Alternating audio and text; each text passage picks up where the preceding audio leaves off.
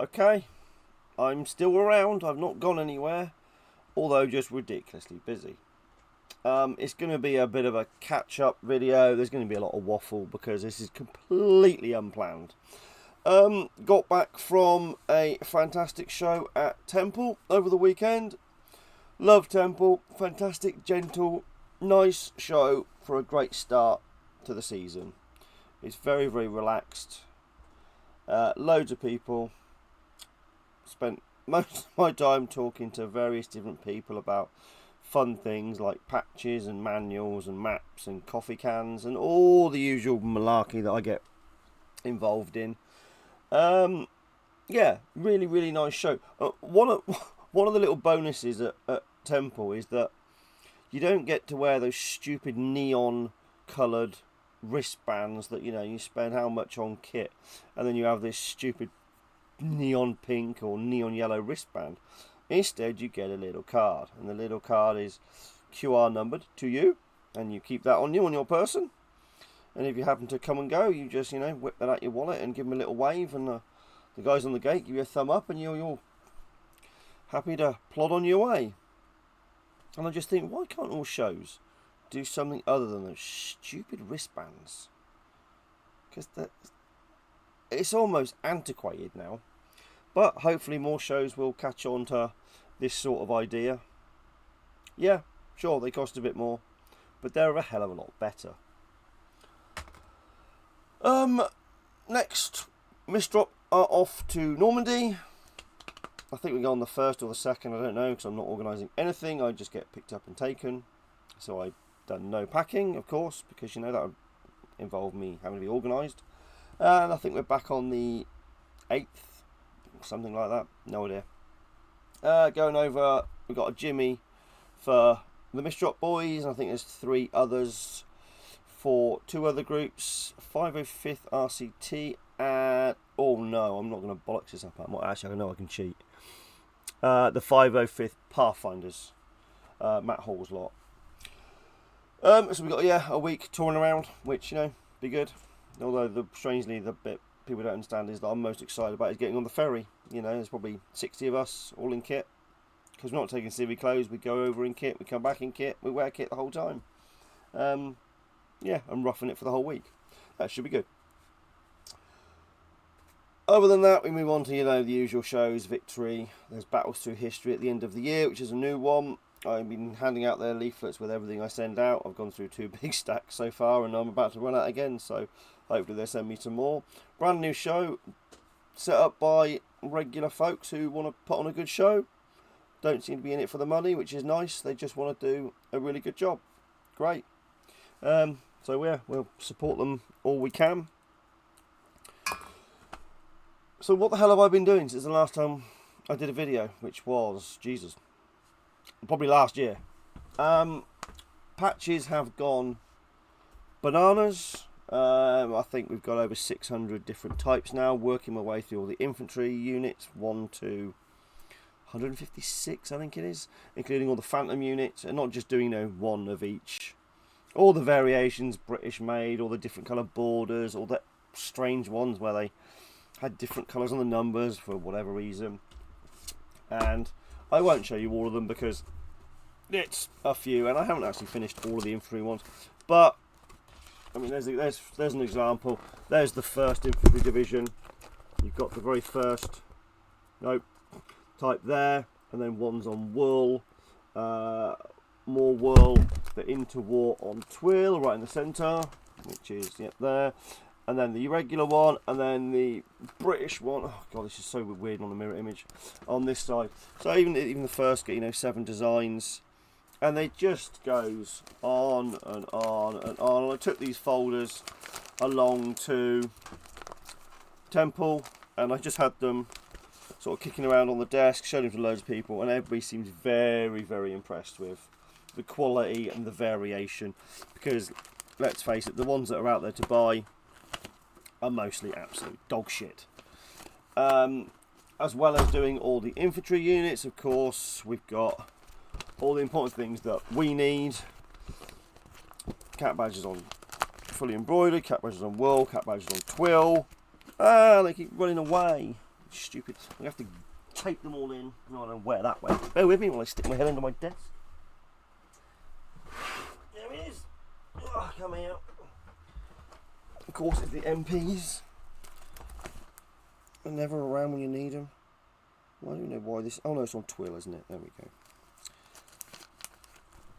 go. So we got wool gliders here, fully embroidered gliders there, and then the other type of gliders with the many variations of coloured borders and backgrounds.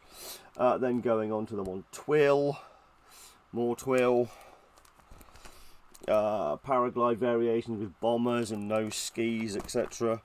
Some of the odd variants. And I've done armoured units, and I've done strange cat badges, and I did I think it's the 602nd bomb group. That's all my instructions for the machine, so I keep that to hand.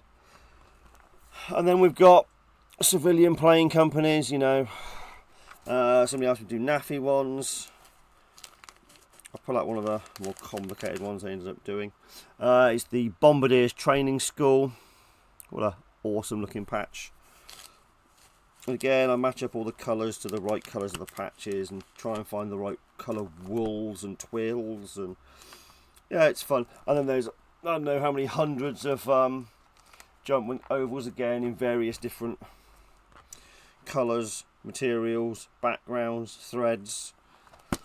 Yeah, it's an interesting mission I've taken on, and I will literally make any patch anybody wants, as long as it's feasible to do so. If you come up with the most complicated patch in the world and you want one of them, you'll probably be told you're at the back of a very long queue. But like the NAFI patch, it's fairly complicated. And I think the guy, it was Gary. Gary said to me, "Oh, I want 30 of them." Okay, great. Consider it done. And they are in my little box of post behind me. Even that big giant goofy thing, which was the most complicated thing in the world, because there's so many different, everything's made of panels, and they crisscross and they overlap and they go under, and so there's quite a lot of, well, there's 18 different panels in that one patch, and then getting them in the right order, making sure everything flows and, you know, doesn't become a giant tangled fucking mess, you know. I don't know how else to say it, really. Yeah, I think it's Nut Hampstead Museum selling those now. And the NAFI patches, I believe, are going to the Yorkshire, I'm sure it's Yorkshire, I want to say Air Museum, it could be Heritage Museum, something along those lines. Sorry Gary, my memory is absolutely appalling. I was asked for Pathfinder patches, so on dark blue wool, and I've used the ever amazing Keller book for all this, and it's very close to the back, and it's I mean, it's as close as you could ever get it to be without, you know, using the original machine, the original thread, and the original backing material. So let's marry it. Let's marry it up on there so you can sort of see. There we go. So, you know, it's yeah, you get the idea. So I need to run a whole load of those off the machine today. Woo! But you know, it's fine, it does its thing, it plods away, hammers them out. The only thing is the noise, so I have to have Netflix or ice hockey on full volume, otherwise I can't hear anything. So that needs to go in that pile, because that's for somebody. I've done a few British patches for different people. I've been asked for World War One Royal Army Medical Corps, the well, I'm not going to move my monitor around. It's like a yellow border with a red cross on the inside. It's on black wool, and then the centerpiece is almost sort of a twill sort of colour. So that's going to be interesting to cut out a circle, put it over the black wool, and make sure it embroiders out there. Because apparently all the ones, all the usual companies, you know, Epic, Soft, they do them, but they are just apparently, well, dog shit. I don't know, because I don't know anything about this stuff, but I've seen a picture and it didn't really match. The centre's been embroidered as opposed to a piece of cloth. So it's just those little details that, yeah, I get it's an odd one to get around, having two cloths on top of each other in an embroidery machine. Yeah, it's different, but I mean, it can be done, I think. So I designed the files for that today, so I will try and test some of those out. eventually in the list of many things to sew out and keep designing. Oh, didn't get much at Temple to buy. I did, however, hold on, let me move all this other rubbish that is in the way. I did, however, get the packing crate that 30 cal ammo boxes come in. There you go, as seen there. The 4 cans and the external packing case. And I know Ed Sheds is going to be making these, or has made a version of, so he will be selling them if he's not already. You don't need to have the cans in them. You can use it for storage because actually everything inside is hidden away. And the ends just slot in and slot out. So yeah, that's something you don't... I don't think I've ever seen them on a display anywhere. Even all the 30 cal machine gun guys only ever have, like, you know, a couple of cans kicking around. This will be a nice addition. What else did I pick up? Well, I bought some 1954 dated British wool shirts to be chopped up for patches. Because all the wool I use for the back of patches tends to be, if possible, especially OD stuff, tends to be the original wool. So I'm like buying moth-eaten trousers at the moment and shirts and just hacking them to pieces. I've got a safety bayonet. It's a AFH, I can't remember which one that is, a Fork and Hoe company. Supposedly it was the one they used for the template for the Garand bayonets for the Pacific. The guy had hundreds of them, it seemed, and all sorts of other film props. But I didn't want any of those, I wanted that. Then I can put it in my scabbard and take it to France with me. And they shouldn't have a problem with it, but who knows. I've got a few videos to react to still. I've got a little folder full of them. People have been sending me them, which is fantastic, because I don't have the patience to go looking for them. And as somebody said at the show, I think it might have been Will Camp, he said, I don't know how you find them all. I don't find them. When I Google reenacting videos, you see the same ones over and over again. I don't know how people find these weird and wonderful things for me to watch and be a dick to, but clearly they're out there somewhere. Gained a load of bits of pieces the other day from a good friend of mine, including another TL122A. It's a bit rough and ready, however, you know, I'm going to my nice pretty one. And then a B with a really strange big fat Bakelite switch on the side of it, which is a complete polar opposite to the one I've got in my cabinet. A Relic M3, which came from a POW camp in the UK. Obviously I won't give the location because I might go and dig it one day again, but probably not. Just fuck that relic hunting hobby. Too many dickheads in it. Yes, there are some nice people, but most of you are dickheads. So I have absolutely no interest in that hobby anymore. M1, beaten to shit, Monte Casino, brought back by a friend of mine. That's just going to live in one of the many cabinets. And I think there was a couple of other... Oh, there was. Let me grab it. There was an interesting thing.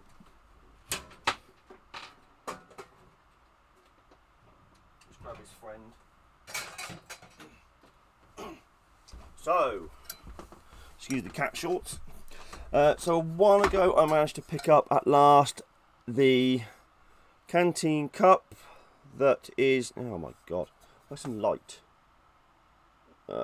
US Army and 1945, and it says made in Belgium. I think you can probably just about see the arc of made in Belgium, and it's Sartell, I think is the company name.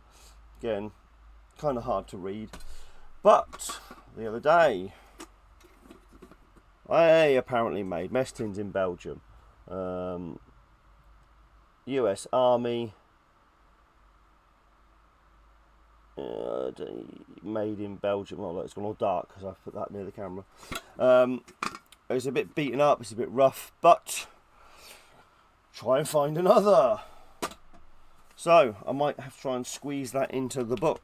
Now, the GI Collector's Guide, which I've briefly hinted at a few times, is in the proofreading those proofreading stages.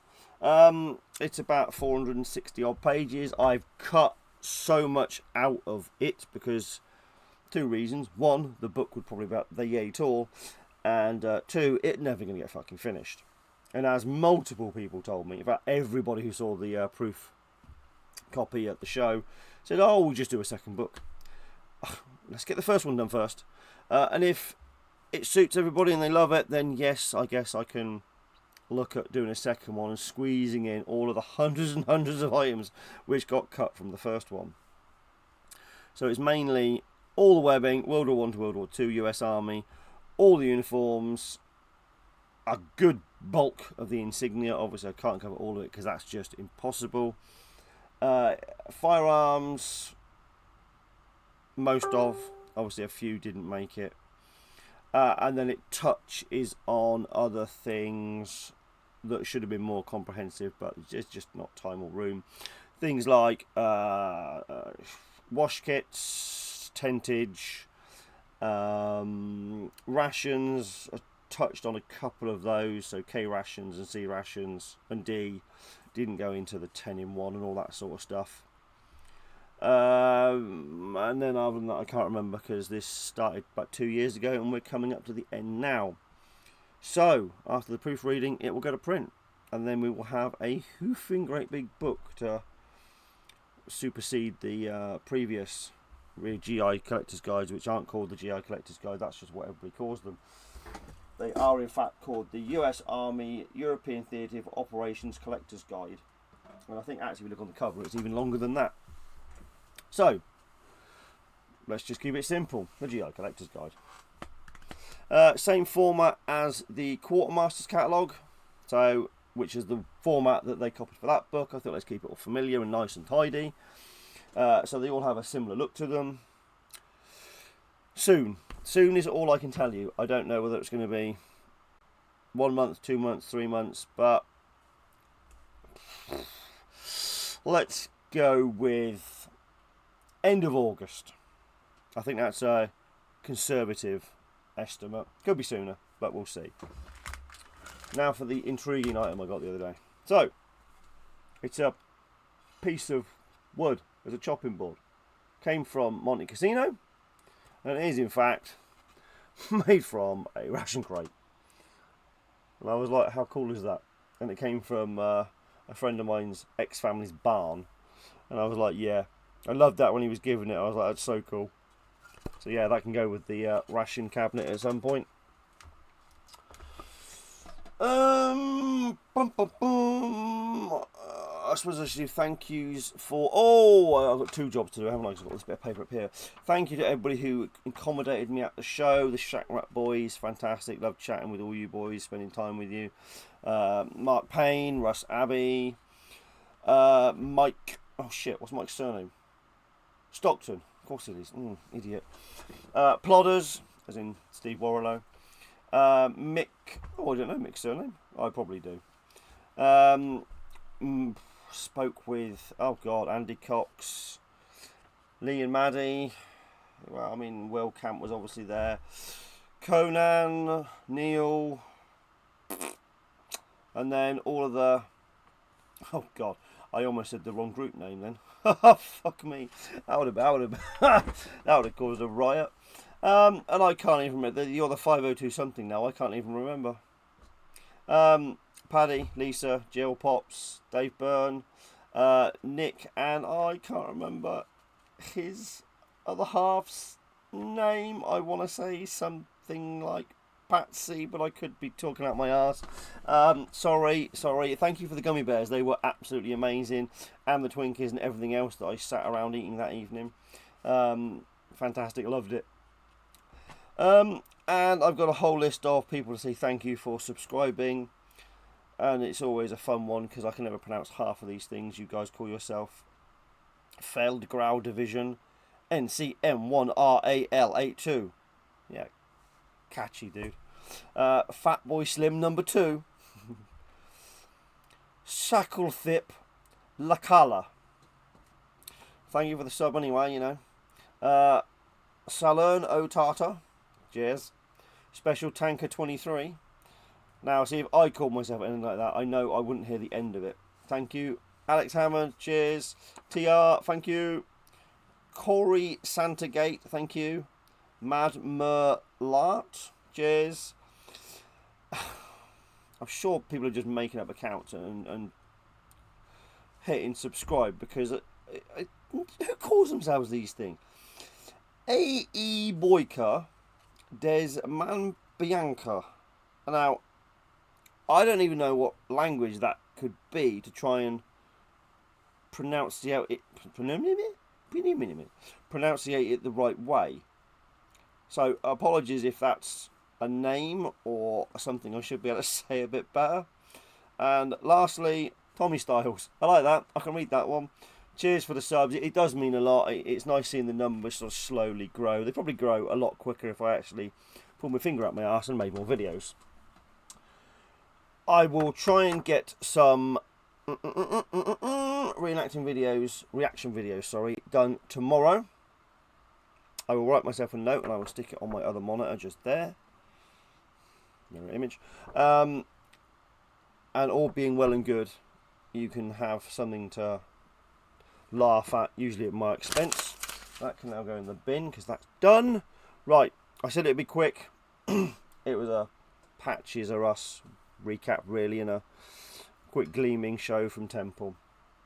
Anyway, if anybody wants Patches or want to keep an eye on Patches, I have an obnoxiously named group on Facebook where I post what's going on and new patches and old patches, and you know, it's just patches. And I have called myself the Patch King because I thought that will piss off a few people. If you need something, let me know. If you don't need anything, perfect, because I've got too much to do anyway. If I can help with anything patch related, you know, ping me a message, and if I can help, I will do. Anyway, I'm going to cut it very, very shortly. Sorry this wasn't more interesting or exciting. Until next time.